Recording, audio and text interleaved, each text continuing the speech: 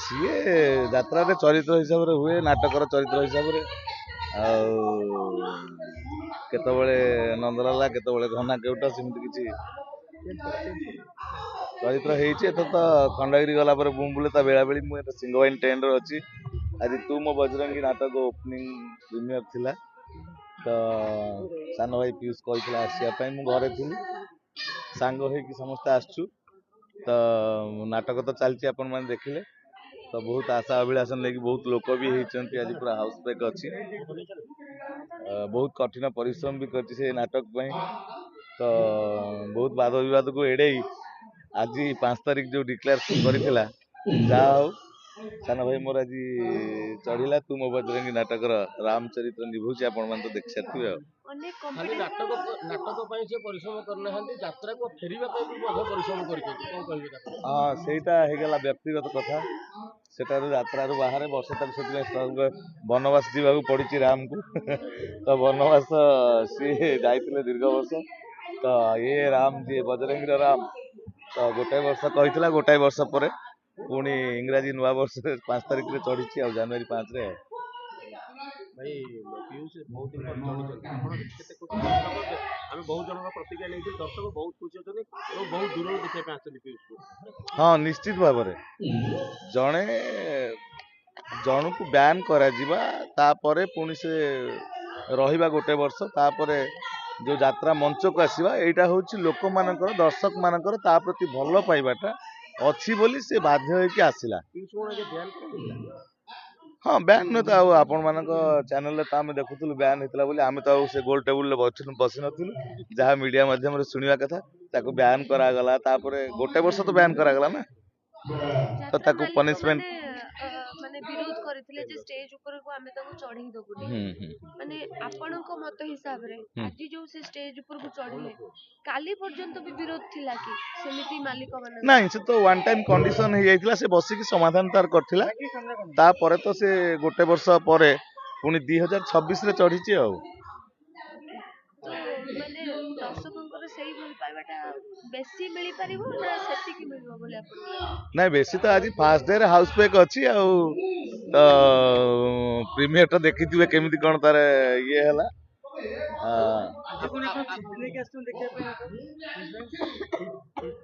ନାଇଁ, ପିୟୁଷ ମୋ ସାନ ଭାଇ, ମୁଁ ତାକୁ ଦେଖିବି କଣ? ଆଉ ବର୍ତ୍ତମାନ ପିୟୁଷକୁ ଦେଖିବାକୁ କେହି ଆସିନାହାନ୍ତି, ତା ଚରିତ୍ରକୁ ଦେଖିବାକୁ ଆସିଛନ୍ତି। ତୁ ମୋ ବଜରଙ୍ଗୀରେ ରାମ ଚରିତ୍ର ଯୋଉ କରୁଛି, କେତେ ଦୂର ତାକୁ ସଫଳ ତାକୁ ନାଟକ କରେଇଛି। ସେ ପିୟୁଷ ନାଁ ବୋଲି ତାକୁ ତ ପିଲାଦିନରୁ ତା ବାପା ମା ଡାକୁଥିଲେ। ତାକୁ ଜାଣିଥିଲା କିଏ? ନାଟକ ହିଁ ତାକୁ ପରିଚୟ ଦେଇଛି। ଆଗକୁ ଖଣ୍ଡଗିରି ମହାକୁମ୍ଭ ମେଳା ହବ, ଆଜ୍ଞା, ସେଠିକି ଆପଣ ମାନେ ଯିବେ, କଣ ଚରିତ୍ରରେ କେମିତି ମୋର କଥା ତ ଚରିତ୍ର ତ 3 ପ୍ରକାର ଅଛି। ବର୍ତ୍ତମାନ ହଉଛି ଏଇ ମନ କାଶୀ ବୃନ୍ଦାବନ, ସେଥିରେ ମୋର ଘନା କେଉଟ ବୋଲି ଗୋଟେ ଚରିତ୍ର ଅଛି, ଚିଙ୍ଗୁଡି ବେପାର ଏଇଆ। ଆଉ ଗୋଟେ ହଉଛି ରଜ ସୁନ୍ଦରୀକୁ ସଜ ସିନ୍ଦୁର, ସେ ନାଟକରେ ପଜିଟିଭ କମ୍ ନେଗେଟିଭ, ତ ଆକାଶ ଚରିତ୍ର। ଆଉ ଗୋଟେ ନାଟକ ଆମର ହଉଛି ମେମ୍ ସାହେବ, ସେଥିରେ ଡ୍ୟାନି ଡିଡି। ଆଉ ଗୋଟେ ନାଟକ ହଉଛି ସେଟା ମାନେ ଗଲା ବର୍ଷର ନାଟକ ଥିଲା ଆକୃଷ୍ଣ ବୋଲି ଯାଉ ଯିବ, ସେ ନାଟକ ବି ହଉଛି।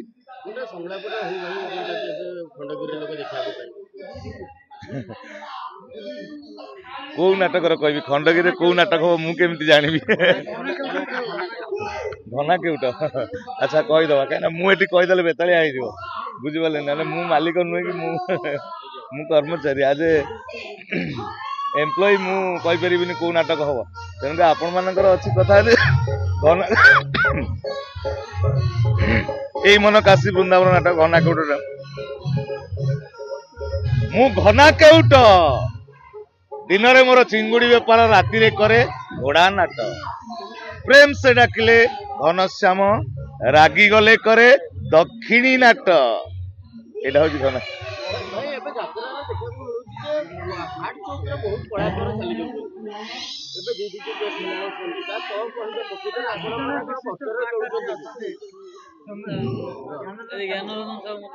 ସେମିତି ଶୁଣନ୍ତୁ, ଜନ୍ମ ମରଣ କାହାରି ହାତର କଥା ନୁହଁ, ଆମେ କହିପାରିବାନି।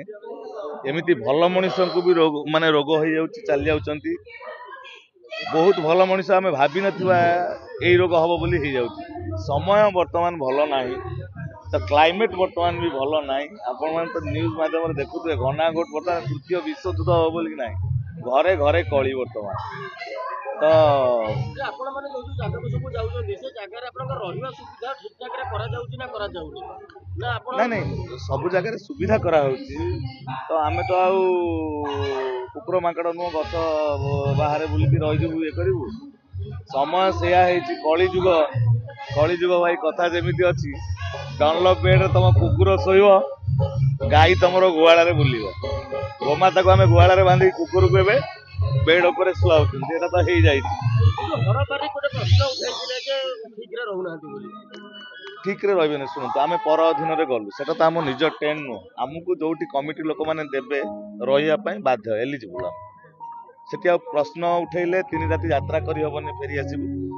ଏମିତି ମୁଖ୍ୟ କଥା ହଉଛି ନାଟକରେ ଅଫ୍ ନ ମିଳିଲେ ଦେହ ଅସୁସ୍ଥ ରହିଲେ ଅସୁସ୍ଥ ଥିବା ସମୟରେ ଗୋଟାଏ ବର୍ଷ ପାଇଁ ଜଣେ ଚୁକ୍ତିବଦ୍ଧ ହେଇଥାଏ ତା ଭିତରେ ତା ଦେହ ଖରାପ ହେଲେ ମେଡିସିନ ଫେଡିସିନ ଖାଇକି ଚପା ଯାଏ ଡକ୍ଟରଙ୍କୁ ପରାମର୍ଶ ନିଆଯାଏ ଡକ୍ଟର କହିବେ ରେଷ୍ଟ ନେଲା ଭିତରେ ରେଷ୍ଟ ନେଇ ହୁଏନି ତା ଭିତରେ ଯାହାର ସିଭିୟର ଯାହାର ଡିଜିଜ ଥିବ ଯାହାର କିଛି ଅସୁବିଧା ସେ ସେମିତିରେ ଚାଲି ଯାଉଛନ୍ତି ଆମେ କଣ କରିବା ଆଉ ଆପଣ କହିଲେ ଯେ ଯୋଉଠି ବି କମିଟି ବାଲା ରଖେଇଦେବେ ଆପଣ ମାନେ କଣ ଏତେ ମାନେ ସ୍ତର କଣ ଭଲ ନୁହେଁ ଯୋଉଟା କି ଯୋଉଠି ଚାହିଁବେ ସେଠି ରଖେଇଦେବେ ଆପଣ ମାନଙ୍କୁ ଆପଣ ତ ଡିମାଣ୍ଡ ନାହିଁ ଡିମାଣ୍ଡ ଥିଲେ ଆମକୁ କଣ ଦେଇପାରିବା ଆମେ ଗାଁ ପୁରପଲ୍ଲୀ ଠାରୁ ଆରମ୍ଭ କରି ସହର ପର୍ଯ୍ୟନ୍ତ ସବୁ ଜାଗାରେ ସହରରେ ଫ୍ୟାସିଲିଟିଜ ଅଛି କୋଉଠି ଲଜ୍ ଦେଇ ଦଉଛନ୍ତି ତ ଯୋଉଠି ଫ୍ୟାସିଲିଟିଜ ନାହିଁ ଗାଁ ମଫସଲ ଏରିଆ ତ ସେମାନେ ସେଇଠିକାର ଲୋକ ଯୋଉ ଘରେ ରହୁଥିବେ ଆମକୁ ରହିବାକୁ ବାଉଣ୍ଡ ଆଉ କଣ କରାଯିବ ଆମ ଲାଇଫ ତ ସେଇଆ ଆମର ପରମାନେଣ୍ଟ ମାନେ ଯାଯାବର ଜୀବନ ଯାପନ ଏଠି 3 ଦିନ ଏଠି 3 ଦିନ ଆମର ତ ଆଉ ଓଡିଶା ସାରା ସବୁ ଜାଗାରେ ଘର ନୁହଁ ଯୋଉ ଘର ପଦାରେ ଆମକୁ ଦେବେ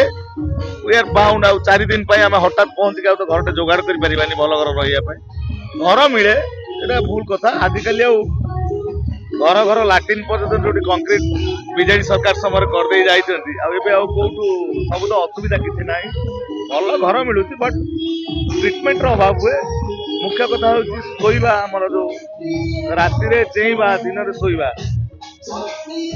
ରୋଗ ଥିଲେ ତ ସେଟାକୁ ମେଡିସିନ ଖାଇଲେ ରେଷ୍ଟ ଦରକାର ଏଠି ତ ରେଷ୍ଟ ଟିକେ କମ ମିଳେ ଆଉ ଯୋଉ ମାନଙ୍କର ଟିକେ ଏଜ ହେଇଯାଉଛି ଆଉ ଇନସିଡେଣ୍ଟରେ ମରିବା ଆମେ ସଚେତନ ନହେଲେ ହେଲମେଟ ପିନ୍ଧିଥିଲେ ହୁଏତ ସାନ ଭାଇ ଗୋଟେ ମଝିରେ ଆକ୍ସିଡେଣ୍ଟ ହେଇକି ଚାଲିଗଲା ଗୁରୁ ପୃଷ୍ଟି ଏମିତି ବହୁତ ବୁଝାନନା ତ ଏମିତି ତାଙ୍କର ଆଜମା ଥିଲା ବୋଲି ଥଣ୍ଡା ଦିନ କଣ୍ଟ୍ରୋଲ କରିପାରିଲେନି ସିଏ ବି ଗଲେ ଯିବା ଆସିବା ଆମେ ଶୁଣିବା ମୁଁ ଆଉ ତ କାହାକୁ ଦୋଷ ଦେଇପାରିବାନି